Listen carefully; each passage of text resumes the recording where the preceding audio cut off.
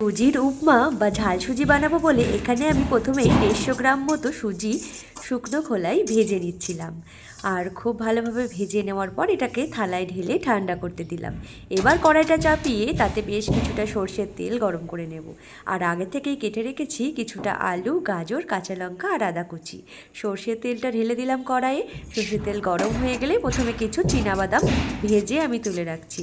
এখানে অন্য কোনো বাদাম দিলেও ভালো লাগে, চীনাবাদামটাই এখানে আমি দিচ্ছি আজকে। বাদামটা ভেজে তুলে রাখার পর এর মধ্যে ফোড়ন দিয়ে নেব একটু শুকনো লঙ্কা আর একটু জিরে। আর এরপর দিয়ে দেবো আদা কুচিগুলো। এখানে পেঁয়াজ রসুন দিয়েও অনেকে করে, আজকে আমি নিরামিষভাবেই করছি, খেতে কিন্তু এটা খুব সুন্দর লাগে। তারপর কেটে রাখা সবজিগুলো সাথে লঙ্কা কুচিটাও আমি খুব ভালোভাবে ভাজা করে নিচ্ছি। আর যারা যেমন ঝাল পছন্দ করো তেমন ঝালটাই কিন্তু এখানে দিতে পারো। আমি একটু ঝাল ঝাল পছন্দ করি বলে বেশ অনেকটা কাঁচা লঙ্কা কুচি এর মধ্যে দিয়ে নিয়েছিলাম। তারপর আর কি পরিমাণ মতো লবণ হলুদ দিয়ে সবজিগুলোকে খুব ভালোভাবে ভেজে নিলাম। তারপর ভেজে রাখা সুজিটাও এর মধ্যে অ্যাড করে দিলাম। আর সুজিটা দেওয়ার পরও কিছুটা নাড়াচাড়া করে নেব।